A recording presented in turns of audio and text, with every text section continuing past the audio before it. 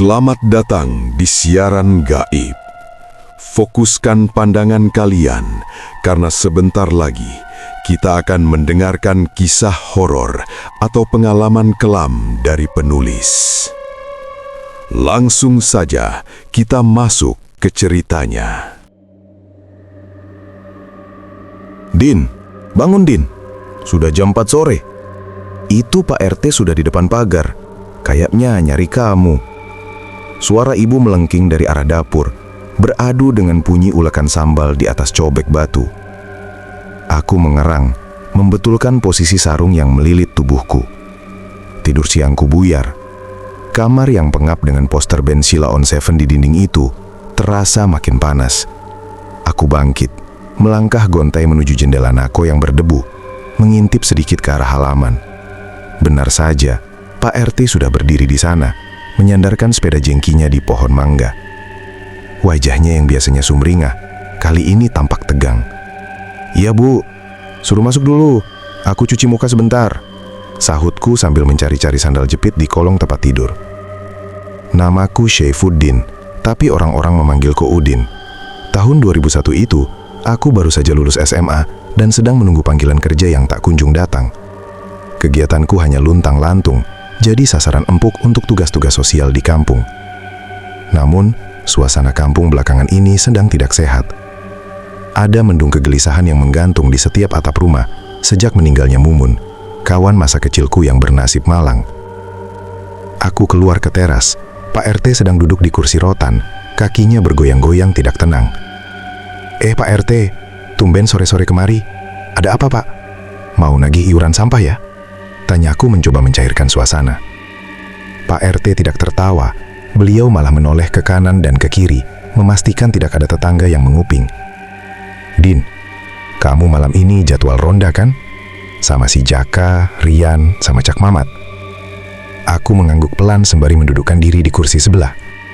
"Iya Pak, jadwal rutin malam Jumat." "Kenapa memangnya? Kok mukanya pucat gitu?" Pak RT mendekatkan badannya. Suaranya mengecil hingga nyaris berbisik. "Tolong ya Din, malam ini jangan lengah. Kalau bisa, pos jangan sampai kosong satu detik pun. Kamu sudah dengar kabar dari keluarga almarhumah Mumun?" Aku terdiam sejenak. "Kabar soal apa? Bukannya sudah dimakamkan 3 hari lalu?" "Itu masalahnya," sela Pak RT cepat. "Tukang gali kuburnya, si Ujang, baru ngaku tadi pagi ke saya. Dia gemetaran. Katanya, waktu hujan badai pas pemakaman itu, dia buru-buru menutup liang lahat karena petir besar sekali. Dia lupa melepas tali pocong bagian kepala. Jantungku rasanya seperti berhenti berdetak sesaat. Di kampung kami, hal seperti itu adalah undangan untuk malapetaka." "Maksud Bapak, talinya masih terikat kencang?" "Iya. Dan sejak kemarin malam, beberapa warga di RT sebelah sudah mulai teriak-teriak. Katanya ada yang ngetuk pintu pakai kepala." "Din, saya serius. Kamu jaga diri baik-baik. Bawa senter yang terang. Jangan cuma ngandelin lampu pos yang redup itu." "Pak, tapi kan kami berempat. Masa iya bakal ada apa-apa?" Aku mencoba menghibur diriku sendiri, meski bulu kuduku sudah mulai meremang. "Bukan soal berempat atau berlimanya, Din. Ini soal apa yang bakal kalian lihat. Wes, saya mau lanjut ke rumah Jaka dulu. Ingat, jam 10 malam sudah harus di pos. Jangan telat." Pak RT bangkit, meraih sepedanya, dan berlalu tanpa menunggu jawabanku lagi. Setelah Pak RT pergi, suasana rumah terasa berbeda. Sore yang biasanya aku nikmati dengan segelas teh manis, kini terasa mencekam. Aku masuk ke dalam rumah, melihat ibu yang masih sibuk di dapur. "Bu, dengar apa kata Pak RT tadi?" tanyaku sambil bersandar di kosen pintu dapur. Ibu berhenti mengulek. Beliau menatapku dengan tatapan yang sulit diartikan. "Sudah, jangan dipikirkan. Yang penting kamu sholat, baca doa. Kalau memang ada tugas ronda, ya dijalankan. Itu tanggung jawab. Tapi soal Mumun itu, Bu, jangan sebut namanya sembarangan. Kalau sudah lewat asar," potong ibu tegas. "Sana, siapkan senter. cari baterai baru di laci lemari depan. Tadi ibu lihat ada 2 pak baterai ABC yang masih segel. Aku melangkah ke ruang tengah, menuju lemari kayu tua tempat kami menyimpan segala macam perkakas. Aku menarik laci paling bawah. Bunyi gesekan kayu yang kering terasa ngilu di telinga. Di sana, di antara tumpukan kabel bekas dan obeng karatan, aku menemukan senter besi merek F-Ready milik Bapak. Senter itu berat. Badannya terbuat dari seng tebal berwarna perak. Aku membuka tutup bawahnya, memasukkan 2 buah baterai besar satu persatu. Klik. Cahaya kuning keluar dari bolam kecil di dalamnya. Tidak terlalu terang jika dibandingkan dengan lampu masa kini, tapi cukup untuk menembus kegelapan lorong kampung. Din, ini bawa sarung satu lagi. Ibu datang menghampiriku, sambil menyodorkan sarung kotak-kotak berwarna hijau lumut. Buat nutupin leher kalau dingin. Malam ini kayaknya bakal dingin banget. Makasih, Bu, kataku singkat. Aku menghabiskan sisa sore itu dengan duduk di teras, memperhatikan matahari yang perlahan tenggelam. Biasanya, jam segini anak-anak kecil masih lari-larian main bola plastik atau petak umpet. Tapi sore ini, jalanan sunyi senyap.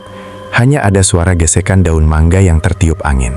Satu persatu lampu teras tetangga menyala, tapi pintu rumah mereka tetap tertutup rapat. Pukul 9:30 malam, aku mulai bersiap. Aku memakai jaket jeans tebal, melilitkan sarung di leher, dan mengantongi korek api kayu serta sebungkus rokok kretek. Senter besi itu aku genggam erat. "Bu, Udin berangkat ya," pamitku. "Iya, hati-hati. Ingat, jangan melamun," sahut ibu dari dalam kamar. Aku keluar pagar. Jalanan kampung hanya diterangi oleh lampu neon 10 watt yang dipasang di tiang listrik setiap 50 meter. Bayanganku sendiri terlihat panjang dan aneh di atas aspal kasar. Aku berjalan cepat menuju pos ronda yang terletak di pertigaan dekat rumpun bambu. Di pos, ternyata Cak Mamat sudah ada di sana. Beliau adalah warga paling senior di grup ronda kami. Beliau sedang sibuk mengasah belati kecil, entah buat apa, sambil menghisap rokok klobot. "Loh, Din, sudah sampai? Tumben rajin," sapa Cak Mamat tanpa menoleh. "Takut telat, Cak. Pak RT tadi sore wanti-wanti banget," jawabku sambil duduk di balai-balai bambu yang berderit. "Halah, Pak RT itu memang orangnya khawatir berlebihan. Tapi ya wajar sih, berita si Mumun ini sudah sampai ke kelurahan sebelah," Cak Mamat meletakkan belatinya. Tak lama kemudian, Jaka dan Rian datang bersamaan. Jaka membawa termos kecil, sementara Rian membawa bungkusan plastik berisi gorengan yang sepertinya sudah dingin. Gila ya, sepanjang jalan dari rumahku ke sini, gak ada satupun orang yang keluar. Berasa kayak kampung mati, keluh Rian sambil meletakkan gorengan di tengah kami. "Sama Yan, aku tadi lewat depan rumah Mumun, itu bendera kuningnya masih ada di pagar, berkibar-kibar kena angin.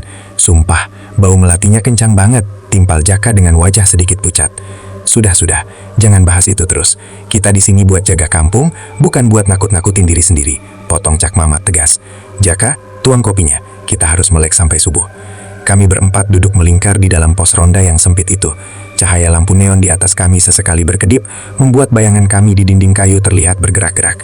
Kami mulai mengobrol, berusaha mengalihkan pikiran dari cerita-cerita seram yang beredar. Namun, sejujurnya, setiap kali ada dahan kering yang jatuh atau suara angin yang menerobos celah bambu, kami berempat secara serempak terdiam dan saling pandang. Percakapan kami malam itu terasa panjang dan dipaksakan.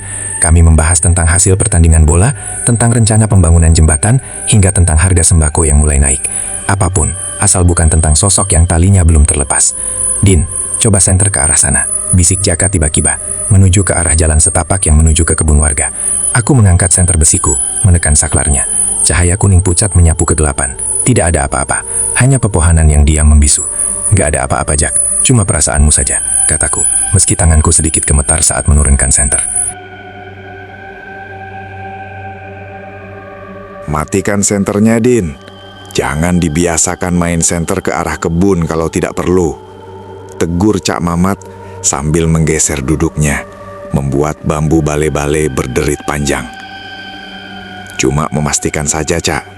Si Jaka tadi katanya lihat sesuatu," jawabku sambil jempolku menggeser saklar senter Everready itu ke posisi mati.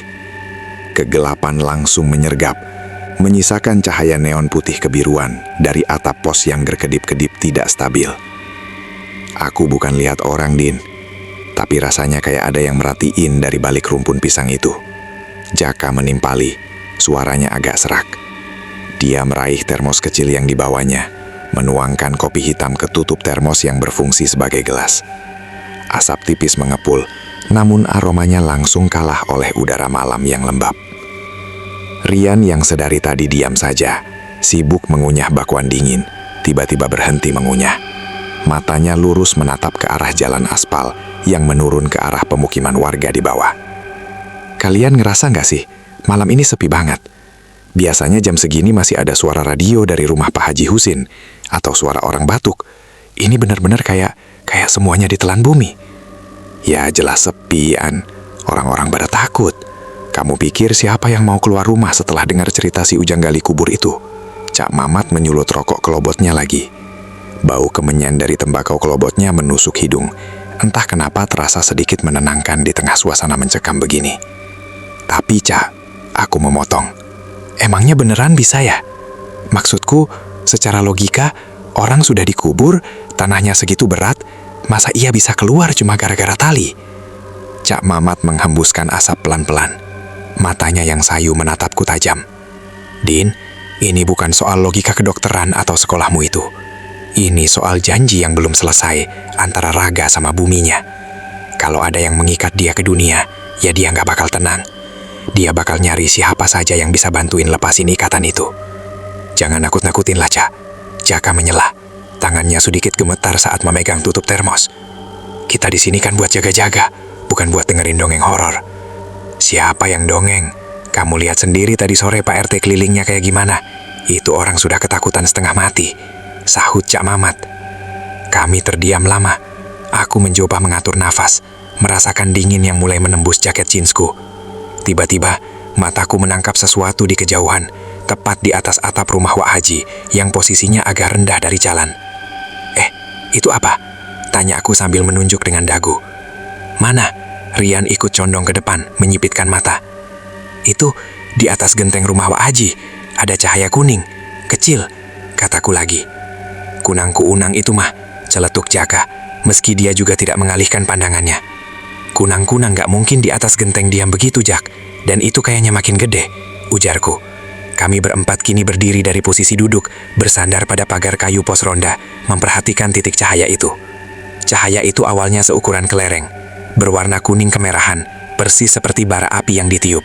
Tapi anehnya, cahaya itu tidak berkedip. Ia bergerak pelan, meluncur di atas wuwungan rumah warga. Semakin ia mendekat ke arah lampu jalan, kami bisa melihat ukurannya bukan lagi sekecil serangga. Itu sebesar kelapa, Din. Bisik Rian, suaranya tercekat di kerongkongan. Banaspati? Tanya Jaka dengan nada bergetar. Sst, jangan disebut namanya, bentak Cak Mamat pelan. Beliau langsung meraih botol air mineral di pojok pos dan menyiramkan sedikit ke tanah di depan pos ronda. Mulutnya kongat kamit, tapi tidak ada suara yang keluar.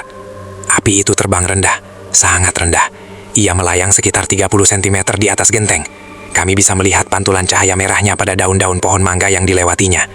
Tidak ada asap, tidak ada api yang menjilat-jilat. Hanya bola cahaya padat yang terlihat panas, tapi bergerak dengan sangat tenang, seolah sedang mencari sesuatu di setiap sela-sela atap rumah. Dia berhenti, Din, bisik Jaka. Bola api itu berhenti tepat di atas rumah almarhumah Mumun. Ia berputar-putar kecil di sana, lalu tiba-tiba melesat ke atas dan menghilang di kegelapan langit malam. Kami semua terpaku, tidak ada yang berani bersuara selama hampir 5 menit. Cak, itu tadi apa? Tanya aku akhirnya, memecah kesunyian yang menyiksa. Cak Mamat duduk kembali. Tangannya yang memegang rokok terlihat gemetar hebat. Itu utusan. Biasanya kalau ada yang gak beres di kuburan, penjaganya keluar duluan. Sudah, jangan dibahas. Duduk. Jangan ada yang berdiri di pinggir jalan. Waktu seolah merayap. Jam di pergelangan tanganku menunjukkan pukul 1.45 pagi. Kami berempat sudah sangat lelah, tapi mata ini menolak untuk terpejam. Kopi di termos sudah habis. Gorengan Rian sudah dingin dan keras, tak tersentuh. Yan, kamu jangan merem terus, bangun. Aku menyenggol lengan Rian yang kepalanya sudah terkantuk-kantuk. Ngantuk banget, Din. Mataku kayak dilem, gumam Rian tanpa membuka mata. Jangan tidur di sini. Tadi Cak Mamat bilang apa? Jangan ada yang lengah, peringatku. Cak Mamat sendiri sedang menyandarkan punggungnya ke tiang pos. Matanya menatap kosong ke arah pohon nangka besar yang berada sekitar 10 meter di depan kami, di seberang jalan. Pohon itu sangat rimbun, buahnya banyak yang masih dibungkus dengan karung-karung semen bekas agar tidak dirusak kelelawar atau ulat. "Din," panggil Jaka pelan. Dia duduk di sebelahku. "Apa? Kamu lihat pohon nangka itu enggak?" Jaka menunjuk dengan lirikan mata, tidak berani mengangkat tangan. "Iya, kenapa? Banyak buahnya," jawabku. "Coba perhatikan dahan yang paling kiri, yang agak menjorok ke jalan. Ada karung nangka yang aneh nggak menurutmu?" Aku menyipitkan mata, mencoba menembus keremangan malam. Di dahan itu memang ada sesuatu yang lonjong, berwarna putih kusam, persis seperti nangka yang dibungkus karung semen. Ukurannya kira-kira sebesar badan anak kecil. "Kenapa? Biasa aja. Itu paling nangka yang sudah gede, makanya dibungkus," kataku, menenangkan diri sendiri. "Masalahnya, Din, nangka itu tadi ada di dahan bawah. Sekarang kenapa dia ada di dahan atas?" Suara Jaka nyaris hilang. Aku tersentak. Aku mencoba mengingat-ingat posisi benda putih itu tadi. Benar, tadi saat aku pertama kali duduk, nangka-nangka yang dibungkus itu posisinya lebih rendah. Sekarang ada satu bungkusan yang berada di posisi yang sangat tidak lazim, nyaris di pucuk pohon yang dahannya kecil. "Cak, lihat itu," bisikku pada Cak Mamat. Cak Mamat tidak menjawab, beliau hanya mengangguk pelan sekali. Matanya tidak berkedip menatap pohon itu. Benda putih di atas pohon nangka itu condong ke depan, seolah-olah sosok di dalamnya sedang menunduk, melihat ke arah kami di dalam pos ronda. Saat itulah aku melihatnya dengan jelas, meskipun aku sangat berharap tidak melihatnya. Di balik kain putih yang dekil oleh tanah itu, ada area gelap di bagian wajah. Tidak ada mata, tidak ada hidung, hanya lubang hitam yang dalam. Sosok itu melompat, bukan jatuh, tapi melompat pelan ke dahan yang lebih rendah, semakin dekat dengan permukaan jalan. Jaraknya sekarang hanya sekitar 5 meter dari kami. "Din, dia turun, Din, dia turun." Jaka mulai menangis pelan karena takut. "Diam, Jak, jangan nangis," bisikku sambil mencengkram lengannya kuat-kuat. Sosok itu kini berdiri, atau lebih tepatnya tegak lurus di dahan paling bawah yang menjuntai ke arah aspal. Ia bergoyang pelan mengikuti irama angin, tapi arah wajahnya tetap lurus mengunci posisi kami di dalam pos ronda. Udara di sekitar pos ronda mendadak bau tanah yang sangat menyengat, seperti bau galian lubang yang baru saja dibuka. "Cak, kita harus gimana?" tanyaku. Tanganku sudah memegang erat senter besi, bersiap memukulkannya jika benda itu mendekat. "Jangan gerak," jawab Cak Mamat pendek. "Tunggu sampai dia lewat." Namun sosok itu tidak lewat. Ia justru diam di sana, di atas pohon nangka, seolah-olah dia adalah bagian dari pohon itu sendiri, menunggu salah satu dari kami melakukan kesalahan dan keluar dari perlindungan pos ronda. "Jangan arahkan senternya ke sana, Din. Turunkan. Turunkan pelan-pelan," bisik Cak Mamat. Suaranya sangat rendah, hampir habis ditelan udara malam. "Tapi dia makin dekat, Cak. Itu kepalanya. Kepalanya goyang-goyang terus," jawabku. Tanganku yang menggenggam senter F-Ready terasa basah oleh keringat dingin. Besi senter itu terasa sangat dingin di kulitku. "Aku nggak tahan. Aku mau balik saja ke rumah. Aku mau lari lewat gang belakang." Jaka mulai bergeser. Kakinya sudah turun dari balai-balai bambu. "Duduk, Jak. Kamu mau mati konyol?" Rian menarik kaos Jaka sampai pemuda itu terduduk kembali dengan sentakan keras. "Kalau kamu lari sekarang, dia cuma butuh 1 lompatan buat sampai di pundakmu. Kamu lihat kan, dahan itu sudah melengkung banget. Kami berempat meringkuk di sudut pos ronda yang paling jauh dari jalan. Pandangan kami terkunci pada sosok putih yang bertengger di dahan pohon nangka itu. Sosok itu tidak diam. Ia condong ke depan, sangat miring. Seolah-olah ikatan kain di kepalanya ditarik oleh beban yang berat. "Din, rokokmu masih ada?" tanya Cak Mamat tiba-tiba. Tangannya terulur ke arahku tanpa mengalihkan pandangan dari pohon. "Masih, Cak. di saku jaket. Kenapa? Aku meraba saku, mengambil sebungkus kretek yang tinggal separuh. Sini, kasih ke aku satu. Sama koreknya. Aku memberikan sebatang rokok. Cak Mamat menyalakannya. Api korek kayu itu sempat memercikan cahaya kecil yang menerangi wajah kami yang pucat pasi. Begitu asap rokok keluar dari mulut Cak Mamat, sosok di pohon nangka itu bereaksi. Ia berputar di tempat, membelakangi kami. Lalu sedetik kemudian wajahnya, atau lubang hitam di wajahnya, sudah kembali menghadap ke pos. Cak, dia nggak suka asapnya ya, bisik Rian. Bukan nggak suka. Dia tahu kita masih sadar. Dia tahu kita nungguin dia, jawab Cak Mamat. Beliau menghisap rokoknya dalam-dalam. Din, Jak, Yan, dengerin aku. Nanti kalau jam 3 tepat, biasanya kabut turun. Pas kabut itu tebal, kita jangan ada yang kedip. Jangan ada yang menoleh ke belakang. Walau ada suara yang manggil nama kalian. Maksudnya gimana, Cak? Kita mau tetap di sini? Tanya Jaka dengan suara gemetar. Kita harus pindah ke teras musola. Di sana lebih terbuka. Di sini terlalu sempit. Kita gampang dipojokkan kalau dia mutusin buat lompat ke atap pos ini. Jelas Cak Mamat. Aku nggak mau keluar dari sini, Cak. Di sini ada dindingnya. Di luar sana, itu jalanan kosong. Tolak Rian. Matanya mulai berkaca-kaca. Dinding kayu ini nggak ada gunanya, Yan. Lihat itu. Aku menunjuk ke arah dahan pohon nangka.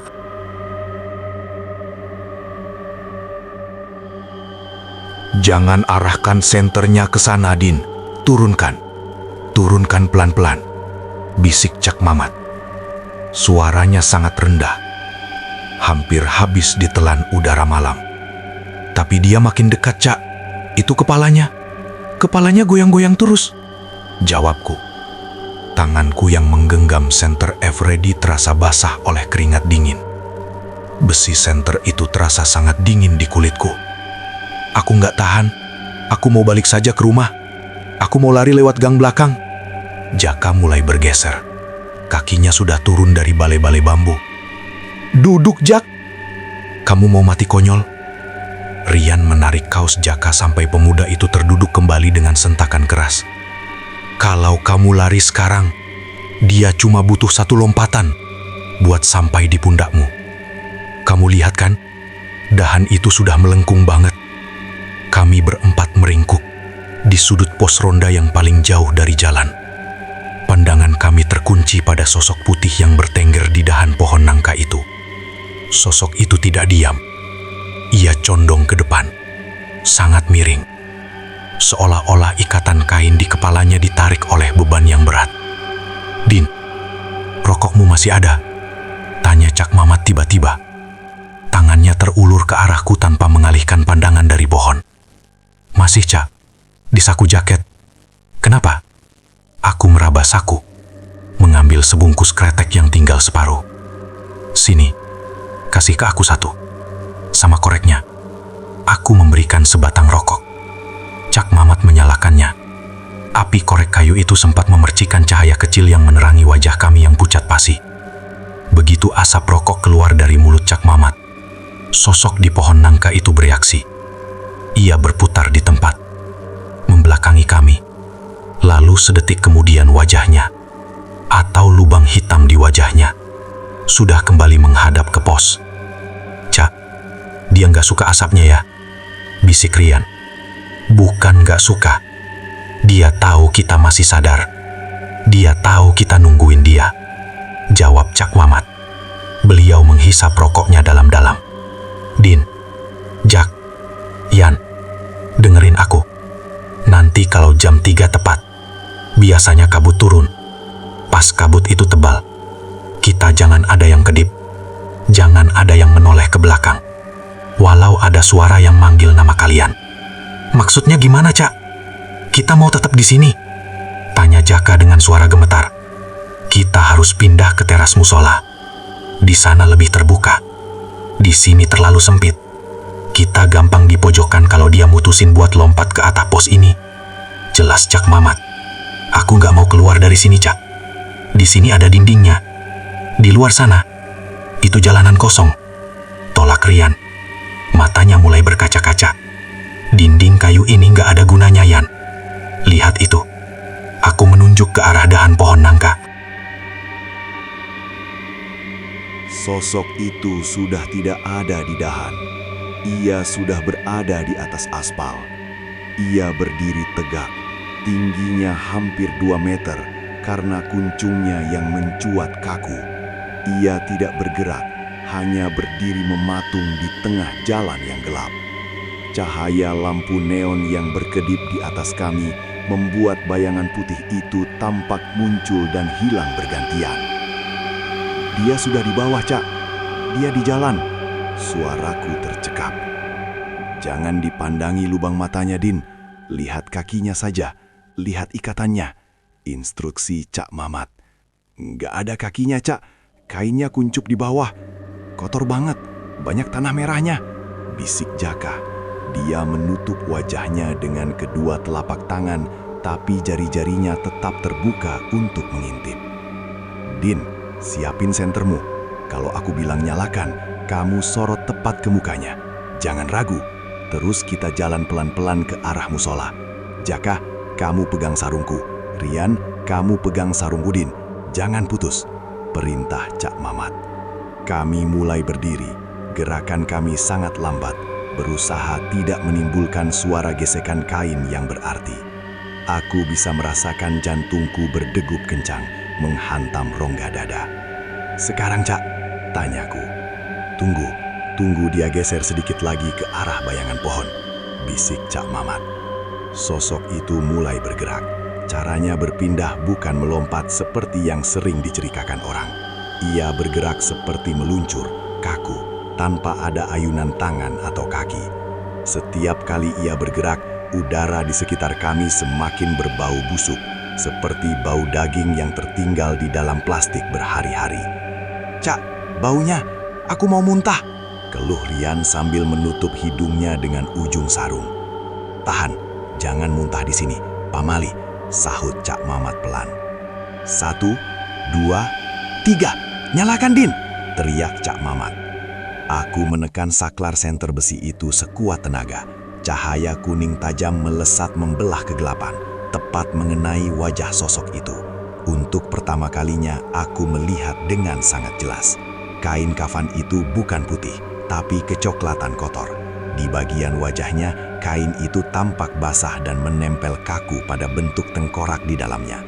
Tidak ada mata, hanya 2 lubang gelap yang seolah menyerap cahaya senterku.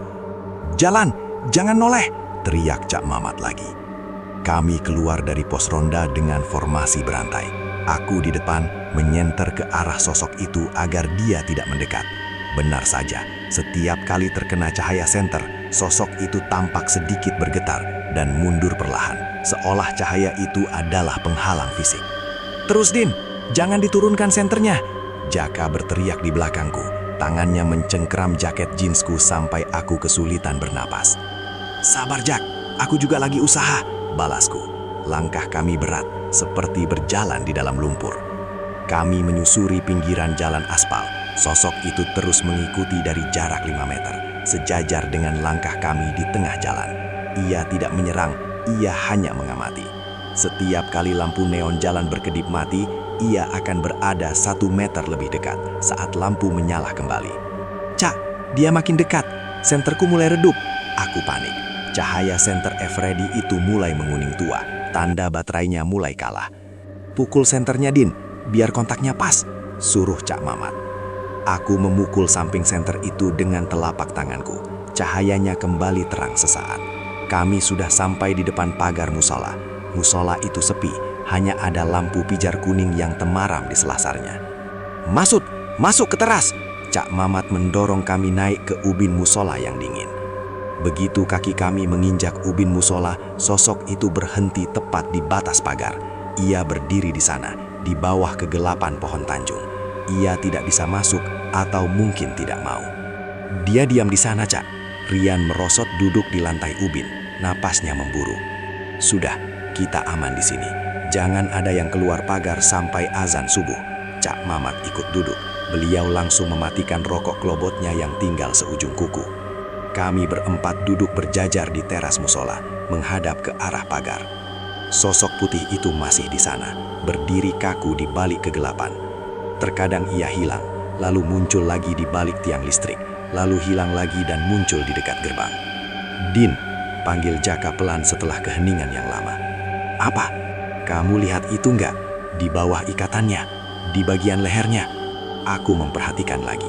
Di bawah kuncung kepalanya, kain kafan itu tampak sedikit terbuka, memperlihatkan ikatan tali simpul mati yang berwarna hitam karena tanah kering.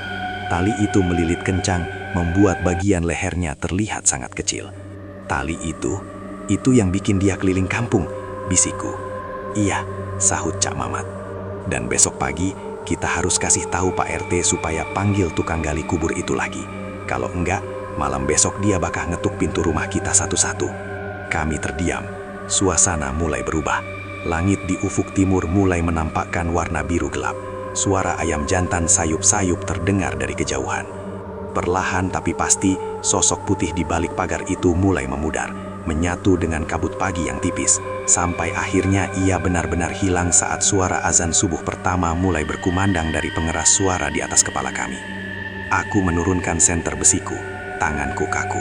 Kami berempat saling lirik, wajah kami semua tampak seperti mayat hidup, pucat, kuyuh, dan penuh ketakutan yang belum tuntas. "Ayo, sholat dulu, habis itu kita pulang," ajak Cak Mamat sambil berdiri dengan sisa tenaga yang ada. Aku hanya mengangguk, menyimpan senter itu di dalam sarung yang melirit leherku. Tahun 2001 itu, aku belajar satu hal. Ada janji-janji di dunia ini yang bahkan kematian pun tidak bisa menghapusnya, kecuali ada tangan yang mau melepaskannya. Sekian siaran malam ini dari Siaran Gaib. Jika kamu menyukai cerita horor dan pengalaman mistis, jangan lupa kembali di episode selanjutnya. Karena tidak semua yang gaib ingin tetap tersembunyi.